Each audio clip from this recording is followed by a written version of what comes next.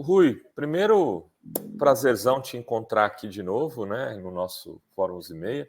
Eu queria que você, que é um experiente político aí, foi presidente do PT, coordenador de governos, fizesse uma análise de conjuntura aí de uns 4 minutinhos do que momento que a gente está vivendo, principalmente na relação entre o Congresso e o governo Lula.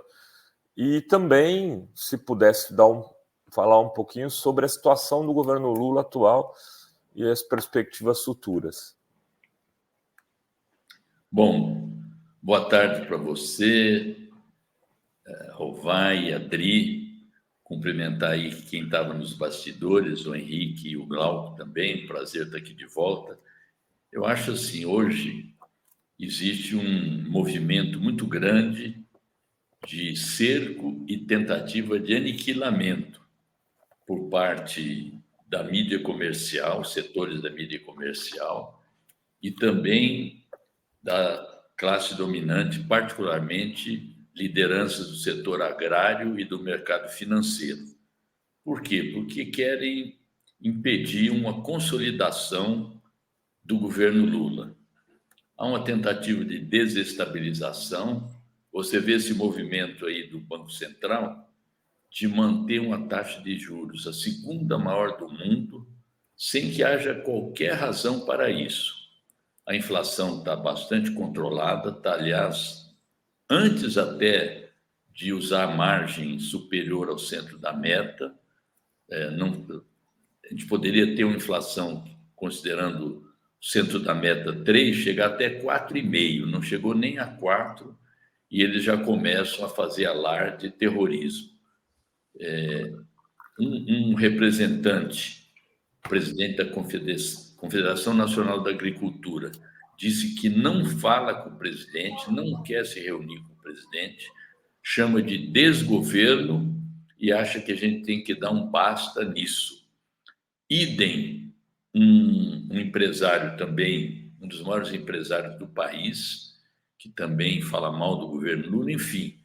E o que a gente vê é uma economia com taxa de desemprego cadente, as exportações, a balança comercial superavitária, a reputação do Brasil no exterior foi recuperada, por causa o Bolsonaro tinha transformado o Brasil em pária.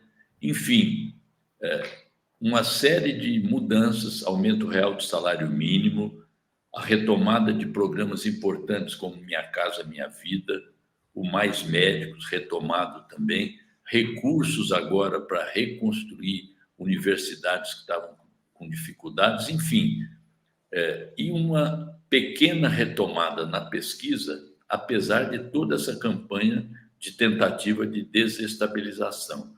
O Brasil está muito melhor do que na época do governo Bolsonaro. A economia hoje suplanta a economia de países da Europa. O Brasil voltou a ser a 8ª economia mundial pelo tamanho do PIB, enfim. Então, não há nenhuma razão para essa campanha de tentativa de desestabilização. É claro que nós vamos ter eleição, é claro que o Lula anuncia a possibilidade de ser candidato novamente. Então, acho que eles jogam de duas maneiras. Ou forçar o Lula a assumir o programa do mercado financeiro e da classe dominante brasileira, ou continuar nessa campanha esperando que o Lula chegue em 2026 em queda ou com chance de ser batido por um candidato que tudo indica, apesar das negativas, ser o atual governador de São Paulo, que, aliás, ao receber o presidente do Banco Central aqui, hipoteca indiretamente seu apoio a essa política de sabotagem da economia nacional, que é a taxa de juros a 10,5%. Mas eu acho que há a reação da população, essa manifestação muito grande contra a PEC do estupro e também a recepção que o Lula teve na sua visita ao Ceará, ao Piauí, mostra que essa campanha tende a ser derrotada. Essa campanha de tentativa de cerco ao governo Lula. Rui, na semana passada o presidente Lula fez duras críticas ao Campos Neto, né? Inclusive a esse jantar, né? Junto lá com o Tarcísio, já alçando ele a ser um futuro ministro de um futuro suposto governo. E aí, na reunião do Copom, os indicados do governo Lula votaram por unanimidade na manutenção da taxa de 10,5%. Por que você acha que eles votaram a favor? E qual seria a taxa ideal, na sua opinião, para que o Brasil tivesse aí uma volta de um crescimento? Então, primeiro, houve uma pressão inaudita. Todas as decisões do Banco Central, pela queda, as várias quedas que ocorreram esse ano, foram todas votação unânime. A única que discrepou foi aquela anterior, porque o presidente do Banco Central nos Estados Unidos anunciou previamente, sem comunicar a ninguém, a mudança da guidance, ou seja, da expectativa futura da taxa de juros. Ele deu a entender já nos Estados Unidos que não haveria nenhuma queda, nem de 0,25 na próxima reunião. Então, acho que houve uma tomada de posição de 4 dos integrantes do Banco Central de que não deveria ser de 0,25, mas sim de 5. Foi uma tomada de posição, eu acho, quase que de rebelião em relação às práticas que vinham sendo assumidas. Agora, houve uma pressão enorme para que não houvesse nenhuma votação divergente, porque senão haveria, nas expectativas, uma desancoragem das expectativas, que a inflação ia aumentar. Ou seja, diante de uma pressão desse tipo, os técnicos que haviam votado diferentemente na outra reunião resolveram manter a taxa tal como estava, na expectativa de que nas próximas reuniões possa haver alguma mudança. E houve uma espécie de chantagem, dizendo o seguinte: o próximo presidente do Banco Central pode ser o Gabriel Galípolo, mas ninguém disse que seria o Galípolo, que seria ou não seria. Se ele votasse de forma diferente, ele se queimaria no mercado. Se ele votasse igual, ele se queimaria com Lula. É aquela história do folclore que um rei chama o sentinela e um ladrão entrou no palácio, ele chama o sentinela e fala assim: você estava dormindo? O sentinela fala: não, majestade, estava acordado. Então você vai ser decapitado.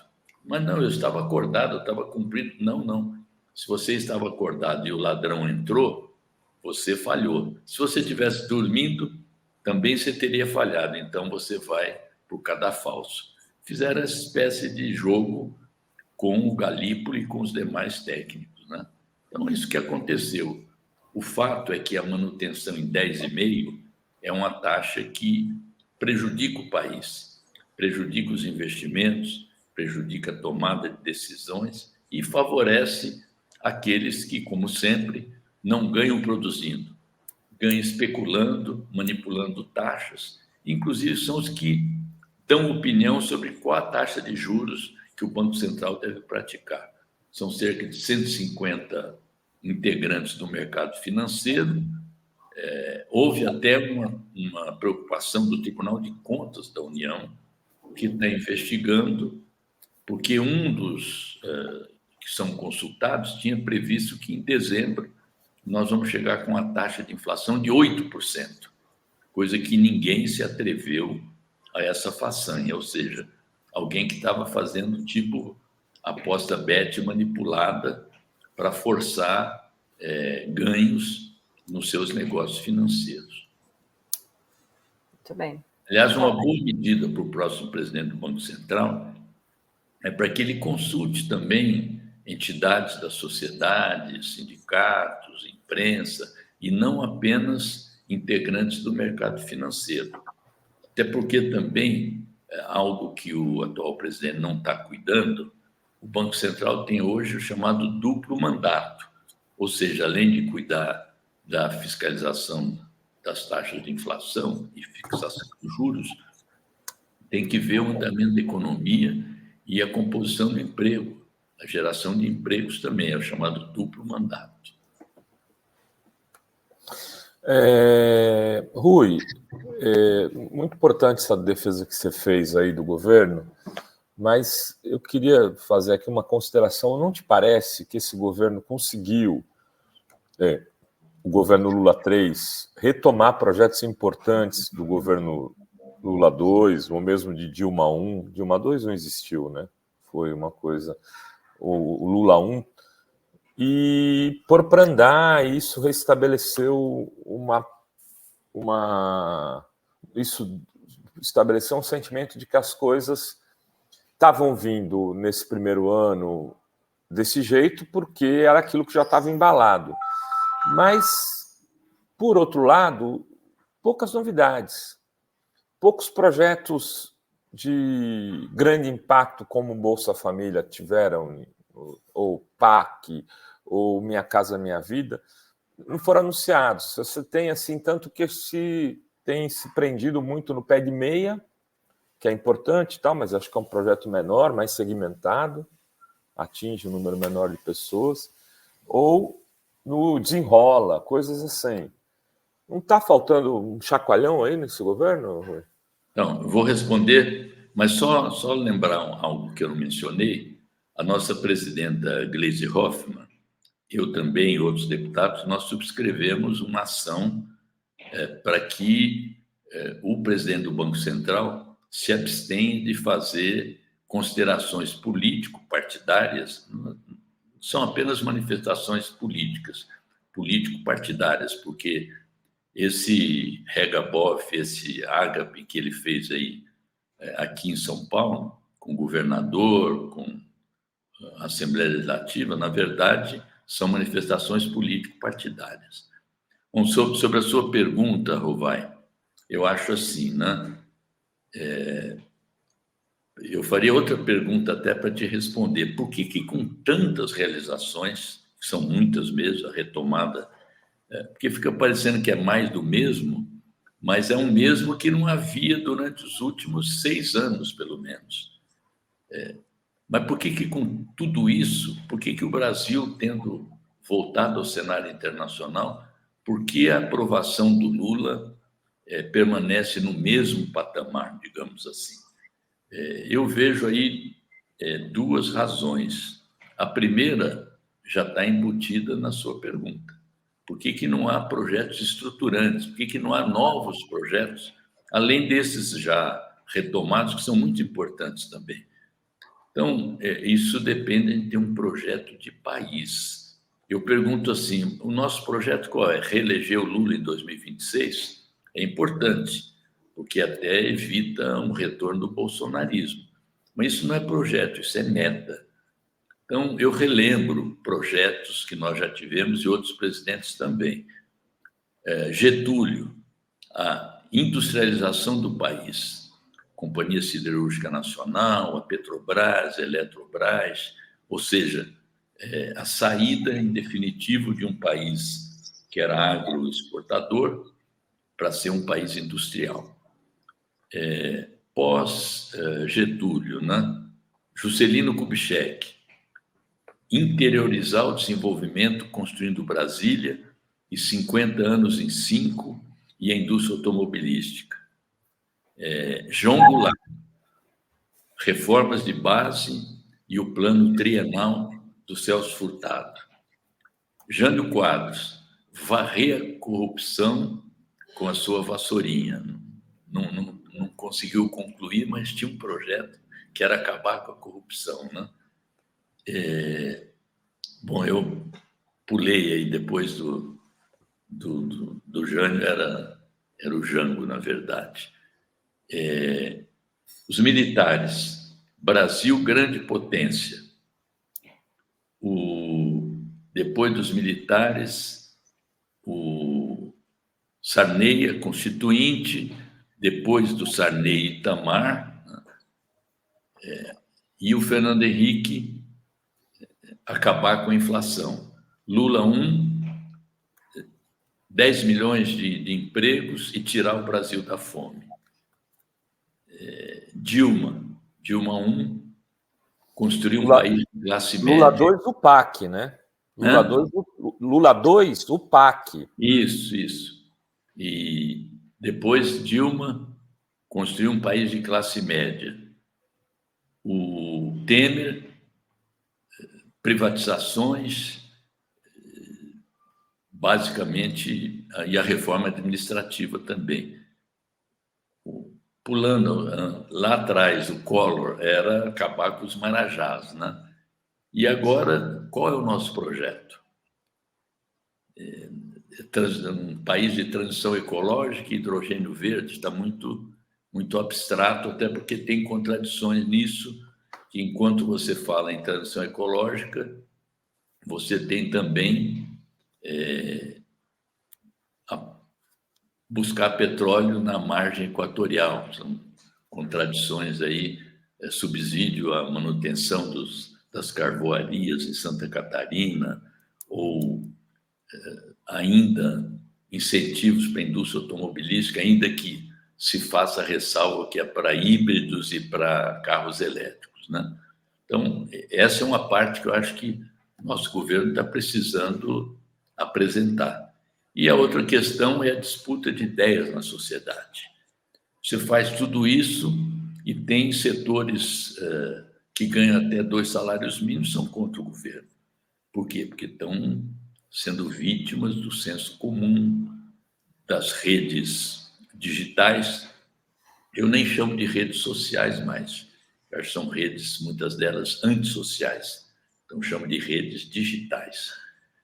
Nós não estamos fazendo... Quando a gente faz disputa, quando a gente vai para a sociedade, a gente, eu digo, os setores democráticos, não só o governo, essa PEC de estupro, ela foi derrotada na origem pela manifestação da sociedade, principalmente das mulheres, que acham que a lei deve ser cumprida, né? Nós temos uma lei restritiva, em outros lugares ela é mais ampla, está na Constituição, inclusive, está na lei o direito de aborto legal em 3 casos. Em outros lugares não há nem ressalva, né? Então, nós estamos defendendo uma lei que existe. Quem defende a democracia defende as leis existentes, né?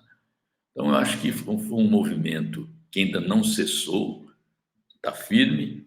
Então, outras coisas desse tipo deveriam ser feitas. E quem tem o maior poder de convocação, quem é o nosso maior comunicador, é o presidente da República.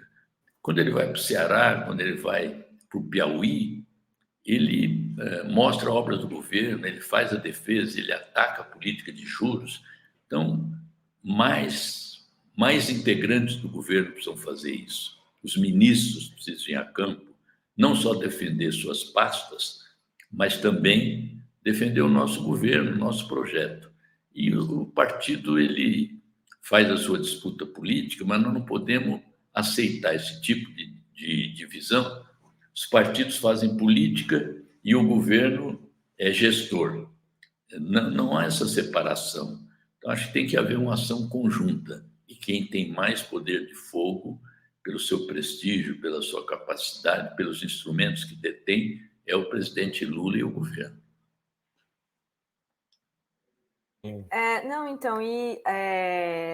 Agora a gente tem no Congresso uma minoria, né? E tem muitas coisas, por exemplo, o PEC das drogas, vários projetos aí que PEC das praias. PEC das praias e tal.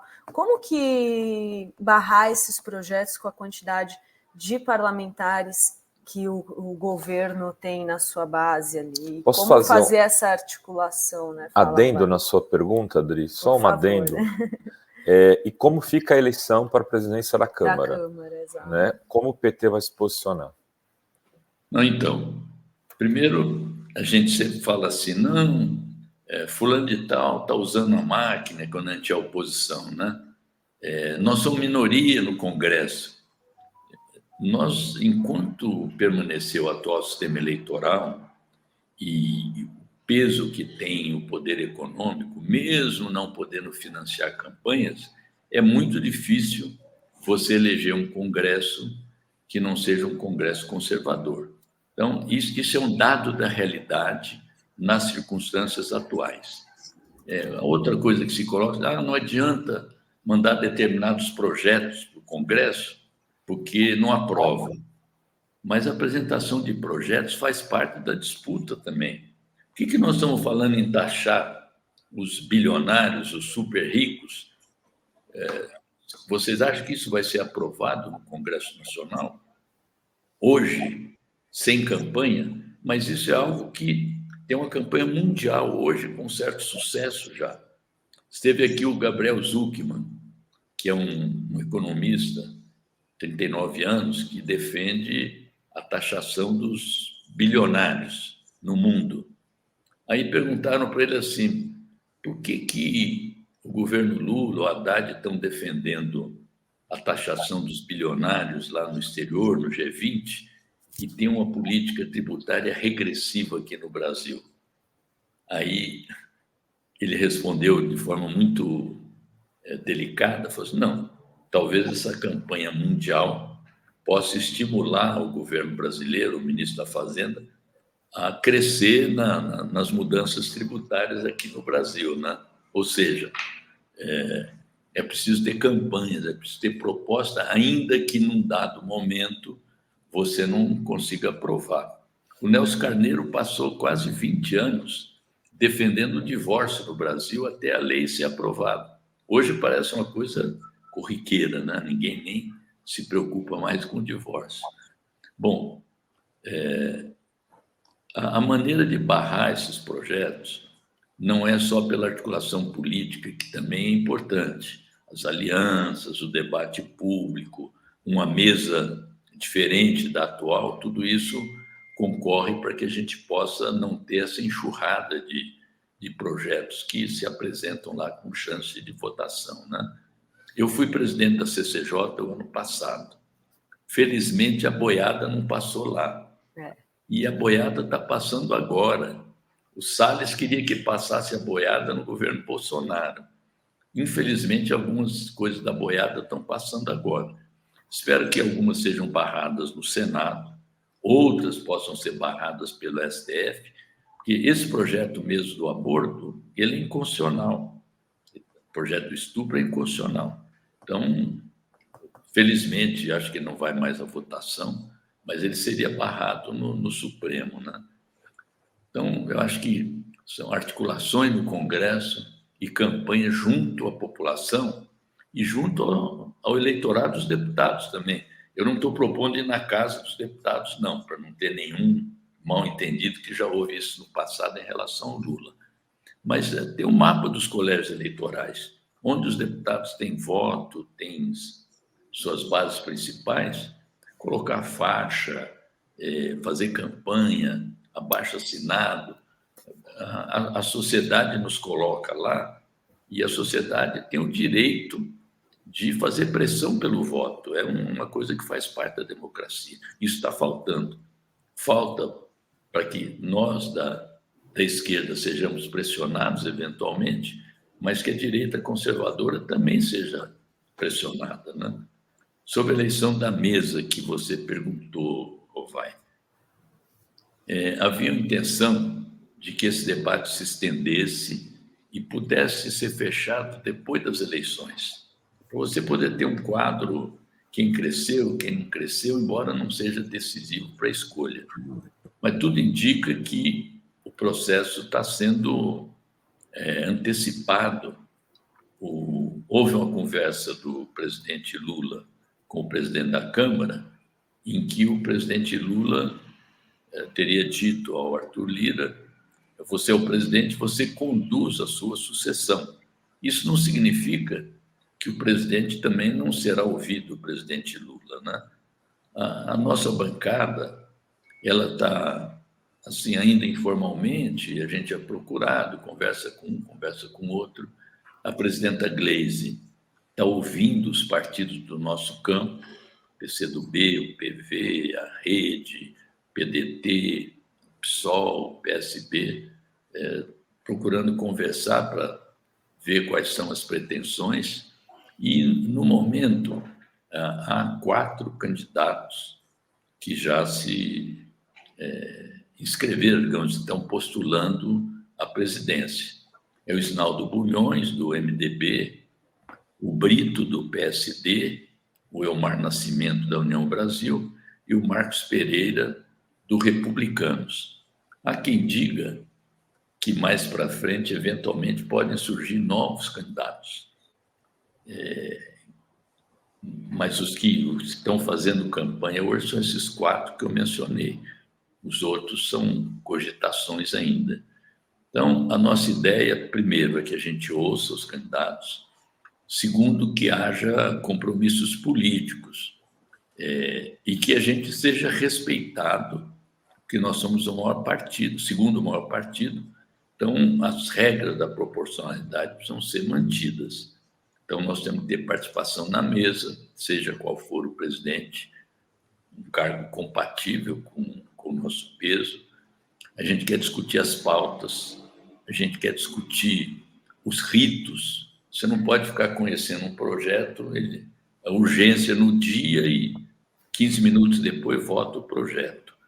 Respeito ao colégio de líderes e uma plataforma, quais são os compromissos dos candidatos. Por exemplo, 2026, o presidente que será escolhido agora, ele será presidente em 2026.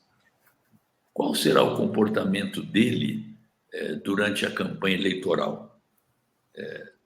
Não há um compromisso necessariamente de apoiar o Lula, mas tem que haver um compromisso, se ele não vai apoiar o Lula, vai não interferir no processo eleitoral, naquilo que diz respeito ao funcionamento da Câmara. Ele tem direito de ter o candidato dele, fazer campanha no estado dele, mas a instituição não pode estar a serviço dessa ou daquela candidatura.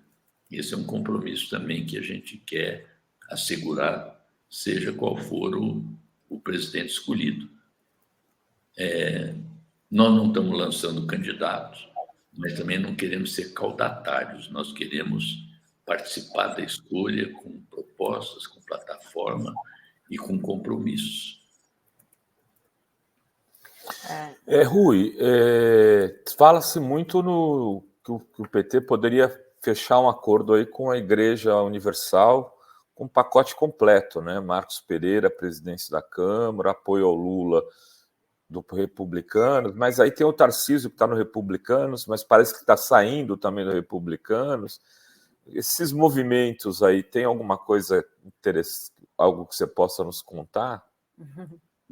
Que eu saiba, não há... o próprio Marcos Pereira, quando conversou com alguns deputados nossos, não propôs isso. E também o seguinte, no caso dos evangélicos,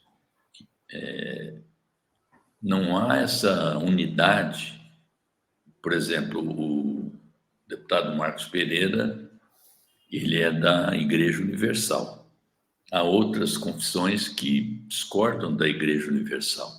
Então, mesmo que houvesse compromisso desse tipo, não significaria o apoio do conjunto dos evangélicos à nossa candidatura. Sem dúvida. Como também não são todos os evangélicos que não votam na gente, assim como os católicos. Então, por isso que é importante nós abordarmos as questões, já que o Brasil é um Estado laico, que a gente trate os eleitores como pessoas físicas que têm necessidades, que têm demandas e que não necessariamente votam porque esse ou aquele é evangélico ou não evangélico, né?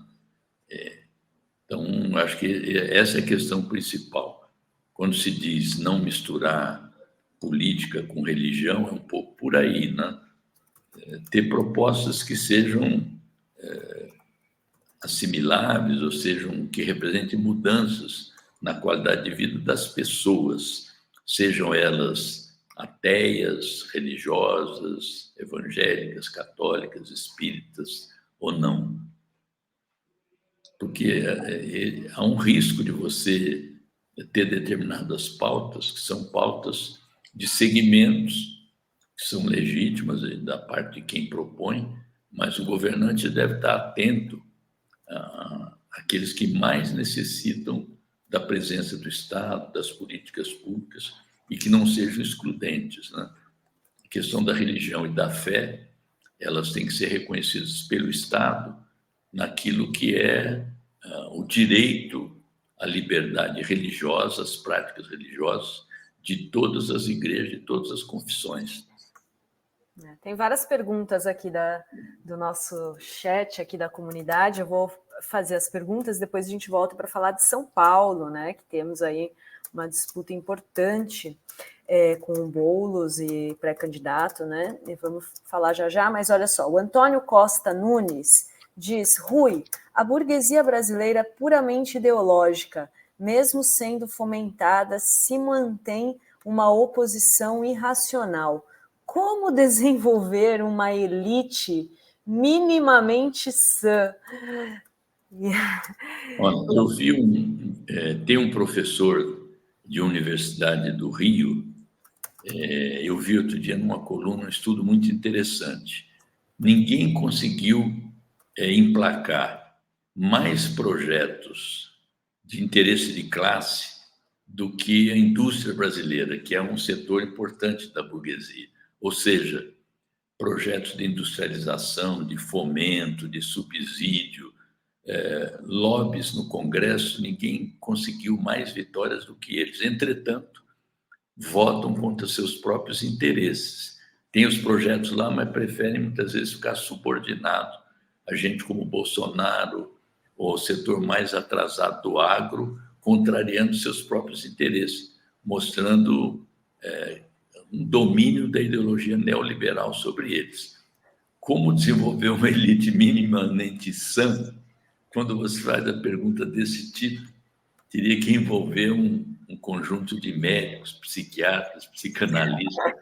Mas eu acho que nessa parte nós temos que ter aquilo que o Frei Beto defende muito, um processo nacional de educação política, de informação, para que não haja tanta manipulação e tanto espaço para certas propostas que aparecem, como essa mais recente do projeto pró-estupro, né? E a Andréia Cristina, ela diz: Rui, o governo resolveu atacar os aposentados por invalidez, novo pente fino, não basta o sofrimento que foi no governo Temer, acamados só sofrimento. Não, acho que isso aí também é uma coisa que eu acho que precisa esclarecer e a gente precisa também discutir muito. Principalmente no Ministério do Planejamento, em associação com o Ministério da Fazenda também, há uma ideia, e aqui no caso a Previdência, né, há uma ideia de evitar anormalidades, vamos dizer assim. Então, por exemplo, eu vi outro dia uma fala da ministra Simone Tebet, nessa procura de corte de gastos, dizendo que há cadastrados 250 mil pescadores. Entretanto, recebem o seguro-defeso. Seguro-defeso é aquele seguro no período que não pode, período da desova e tal, que não pode pescar, né? Que eles não podem trabalhar, então recebem um seguro. 250 mil cadastrados e 800 mil recebem o seguro-defesa. Então, deve ter alguma coisa errada. Se efetivamente estiver havendo irregularidades, aí precisa cortar. Mas não estão propondo cortar o seguro-defesa, eu acho. Com relação aos aposentados por invalidez, também isso tem agora programas desenvolvidos já, não só para checar os casos de invalidez, mas também de seguro-doença e seguro-desemprego. Ou seja, quem tem direito recebe, quem tem direito, quem não tem, deixa de receber. Então, é um processo que não é tirar os aposentados por invalidez do seu direito, é fazer esse pente fino para ver se há ou não irregularidades. É isso que eu estou entendendo.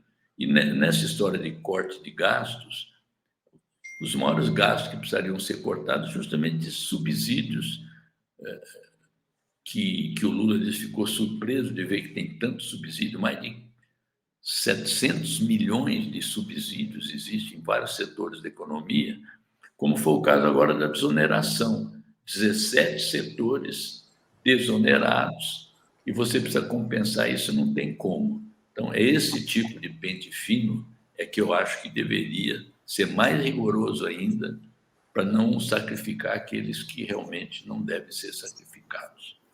Por isso, não concordo com qualquer ideia de desvincular o salário mínimo da Previdência, como também desvincular o salário mínimo dos demais benefícios, como o BPC, por exemplo. Rui, São Paulo, a batalha das batalhas. Boulos versus Ricardo Nunes, Pablo Marçal e mais alguns aí da Pena. Enfim, você que é um paulistano muito bem informado, né? Uma pessoa com carreira política na cidade de São Paulo de longa data. Qual a tua análise sobre essa eleição? Bom, eu sou parte envolvida, porque sou um dos coordenadores da campanha do Boulos aqui na capital, né? E falo com prazer para vocês que a nossa campanha vai muito bem. Primeiro porque, desde agosto, a gente vem liderando as pesquisas de opinião aqui em São Paulo. Seja com conjuntura de empate, seja com uma margem maior, que foi na pesquisa da Atlas Intel, nas outras tem empate técnico, a gente um pouquinho na frente, né?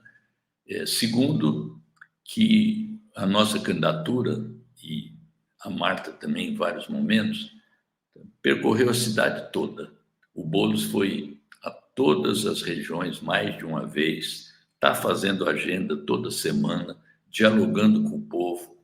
O nosso programa, construído com participação popular, milhares de propostas feitas pela internet, ele está sendo fechado agora, está sendo embalado para começar a divulgar as nossas propostas de mudanças reais na cidade, propostas que vão ao encontro da esperança da população que quer mudança. Aliás, uma pesquisa nacional feita pelo IPEC mostra que nas cidades que têm segundo turno, e principalmente nas capitais do Sudeste, a maioria da população quer mudanças. Então, isso é algo que favorece a nossa candidatura, porque quem representa a mudança em São Paulo é a candidatura do Boulos, não são as demais que você mencionou. Aliás, as candidaturas novas que surgiram aí, elas estão se debatendo. Essa semana foi a semana da briga entre eles. E briga entre eles a gente não quer interferir, deixa eles que se entendam. Nós estamos cuidando da nossa candidatura, da nossa campanha, que vai indo muito bem, sendo bem recebida. Temos a convenção marcada para o dia 20 de julho, que vai ser uma convenção muito grande. Tivemos um pré-lançamento há 2 semanas atrás, também com muita participação de pessoas de vários setores que não tem nem partido político, foram lá apoiar a nossa candidatura. Quando a gente faz a pesquisa do combo, o combo é Boulos e Marta com Lula, e a outra candidatura com seus padrinhos e tutores, que são o Bolsonaro e o Tarcísio, a gente ganha, inclusive, no segundo turno, na pesquisa. E enquanto um dos candidatos apresenta um coronel agora como vice, a gente tem aquela que é considerada a melhor prefeita de São Paulo, que é a Marta, um coronel que diz que tem que ter tratamento diferenciado no centro e na periferia, ou seja, a abordagem truculenta que se faz na periferia, principalmente com os negros e pobres e jovens, não seria jamais aceita nos jardins. Nos jardins tem que ser, por favor, com licença, cidadão, na periferia encosta na parede, abre as pernas, malandro e tal. Então, essas questões, elas vão ser muito debatidas na eleição. Então, hoje nós estamos fechando o nosso programa, ampliando a nossa candidatura para vários setores também. O presidente Lula tudo indica, fará uma agenda aqui nesse final de semana, sábado. Então, eu vejo com muita possibilidade uma vitória na eleição de outubro, mantendo aquilo que costuma acontecer aqui, que quando a esquerda assume, a cidade melhora. No caso do Boulos, é a esquerda ampliada, a esquerda que traz também o centro e que traz propostas novas de uma cidade moderna, inclusiva, tendo a nosso favor toda a experiência que o Boulos foi buscar no exterior também, para se atualizar, para trazer coisas novas para cá, e o legado da prefeita Marta, que realmente deixou marcas muito fortes aqui na cidade, né? Então, estou otimista. Eleição a gente ganha no dia, né, com o voto do dia, não dá para ficar... não estamos com euforia também, não estamos triunfalistas. Sabemos que do outro lado tem máquina poderosa, muitos recursos financeiros, muita propaganda, muita denúncia de corrupção também, mas nada disso nos impressiona, que nós temos as melhores candidaturas e as melhores propostas e esperamos que com isso a população possa reconhecer. Muito bem, deputado federal Rui Falcão, que está com a gente aqui desde a meio-dia. Eu falei meio-dia e meio, mas enrolei ele mais uns 15 minutos. Você sempre me enrola. Eu não posso dizer que a Adri enrola, mas você enrola bem. Não, e se deixar, tem ainda um monte de pergunta aqui para fazer para o Rui. Esse jeitinho dele, ele vai levando, né, Adri? Mas eu vou agradecer. Muito obrigada, Rui, pela entrevista hoje. Já vou dizer até a próxima. Em breve aí a gente faz um Precisa voltar mais, aqui. Rui. Precisa voltar mais. Obrigada, Rui. Uma boa semana para você. Um abraço, bom trabalho para vocês. Sucesso. Valeu. Obrigada.